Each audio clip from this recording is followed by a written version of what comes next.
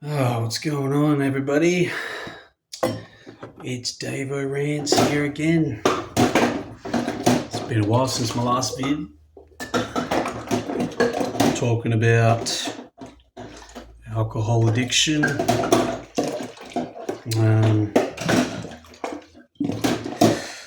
Unfortunately, I've relapsed.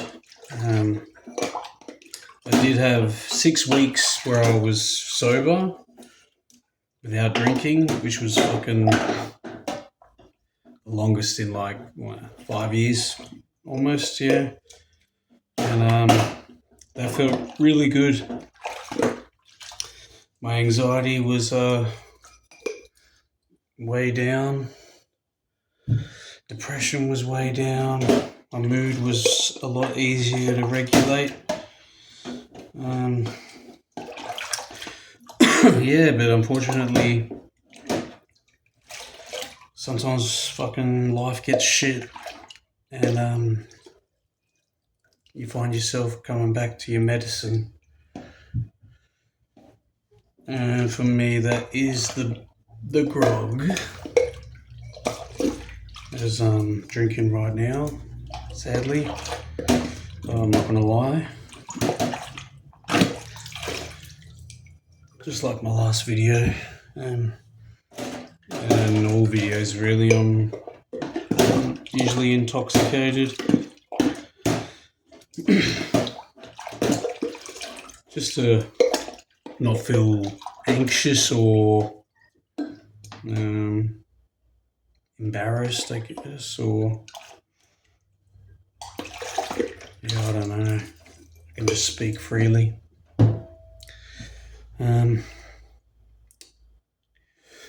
It's fucking rough. It's hard, but you can do it. I've done it already, so I know I'm going to do it again. Just got to take it a day at a time. I mean, I've had 2 cans and just cracked open this bottle of vodka today, so plus 2 cans of Nelson County, so, and for what, 6 o'clock on a Friday, fuck, that's pretty tame for how I've been since becoming an alcoholic. But another topic I want to talk about is how, just addiction in general and mental health, and how I think they correlate, and how they're one and the same, or how they feed each other, like it's a vicious cycle. And I think lack of dopamine is the big cause of it, natural dopamine. And then I believe the cause of the lack of dopamine is nature versus nurture. Growing up as a child, your childhood, the parents and the environment you had as a kid. Did you grow up being nurtured? Or did you grow up in the whatever nature the environment was that you got dealt? Were you worrying about your dad coming home drunk, yelling and screaming and swearing and hitting your mother, or worrying if it's going to be one of your siblings or you this time,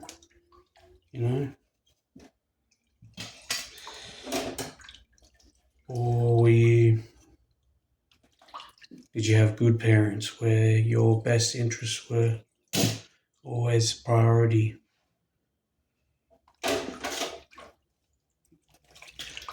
I'd say that there's a big bet of people that are addicted to substances that I guarantee you there's a high percentage of them, they're on the nature category, like myself.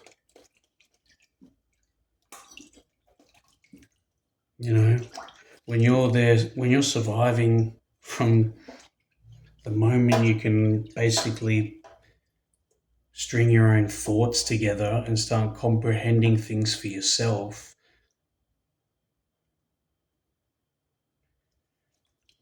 you grow up on eggshells. You're afraid of what anyone else will think, what anyone else will do, and you're afraid of getting hurt again.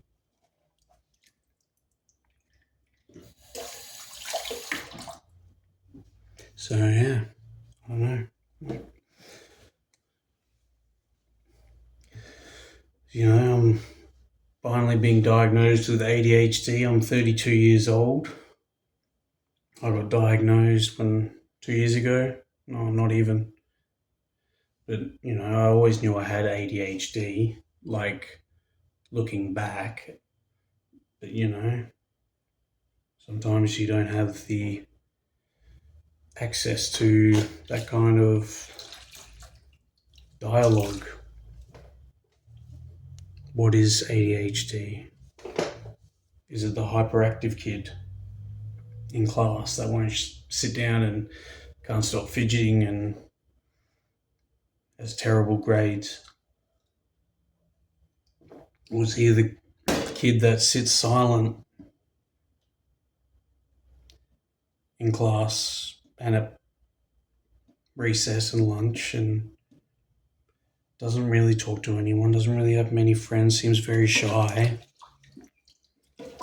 doesn't put his hand up in class? When he does, he kind of speaks shakingly and nervously. That was me. And I scraped by the whole time I was in school with average grades. Sometimes above average, but basically fucking average. But, you know, yeah, my outlet though at school was my mates. Without my mates, man, life would have been fucking shit, eh? Especially my good mates, Mark Langford and Tony Barrett. Them and their families were like my own family when life was real tough. For just a young kid in 12, 13 years old. Anyway, I used to like making people laugh, you know, being the class clown. That was what made me happy. That's why I went to school.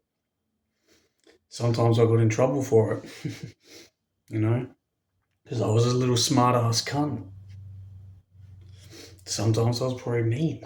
Sometimes I was probably a bully. You know, it's not something a little kid doesn't mean to do sometimes, but, you know, it's all meant to be in good fun. Anyway, yeah.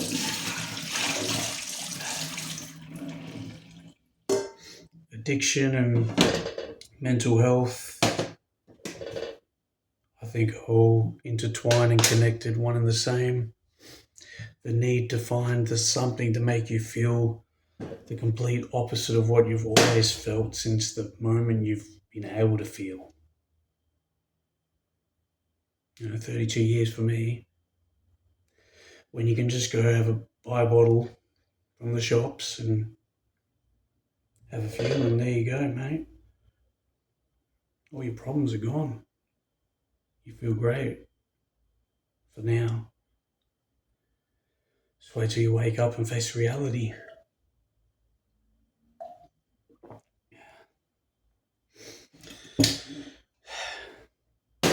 And on the topic of addiction, my first addiction was food and gaming. Those that know me, which most of you, anyone that watches this video probably don't, but my family and friends, I was obese at one point in my life, probably at around 22 years old. I was 150 kilos. I sat in my room from about 17 years old till 23. I sat in my room doing nothing but playing World of Warcraft, eating junk food, soft drink. That was it.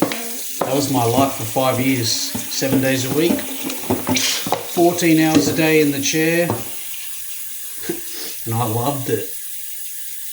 You know, I met some real good people on there.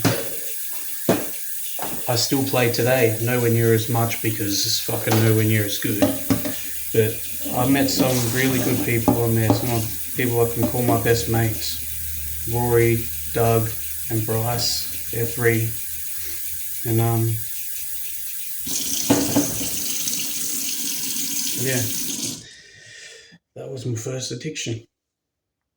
And I lost a lot of the weight. That's what I was trying to get at.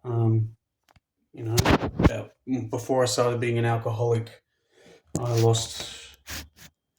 Yeah, I got to like 80 kilo. No, not 80. Probably like 90-ish kilos from 150. Now I haven't weighed myself in a while, but as you can see, drinking and being depressed, it's not good for you. But hey, today's not the end, tonight's not the end. Don't ever give up. Find whatever you can to just keep pushing through it.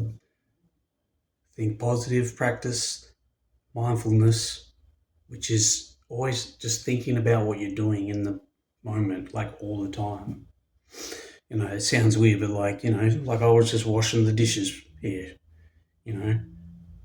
What I would try to practice is literally thinking about washing the dishes. Okay, here's the knife. Yep, we want to scrub this side, make sure we get all the dirt and gross food off that. Yep, we'll turn that side. Yep, rinse it off. Rinsed off. Okay, good. Stack it. Next one. Like literally doing that the whole time. Because if you're like me, which I guarantee you are, if you are addicted to something, doesn't matter if it's drugs, alcohol, food, porn, sex, I don't know, what else? If you're addicted to anything else, you're fucking weird, or like that's alright. Like, okay, cigarettes, yeah, smoking, yeah. Actually, no, of course, drugs, all the drugs, yes. Of course. And I should also mention that, yeah, I smoke marijuana. I've been smoking weed, yeah, for like 6-7 years now. And that's another thing that I want to quit. I never used to smoke, cigarettes or otherwise. And then there was also a period where I was addicted to MDMA, ecstasy, for like, 2 years doing that multiple times a week, every week for 2 years. But yeah, okay, that's another fucking story. But yeah, don't give up on your addiction.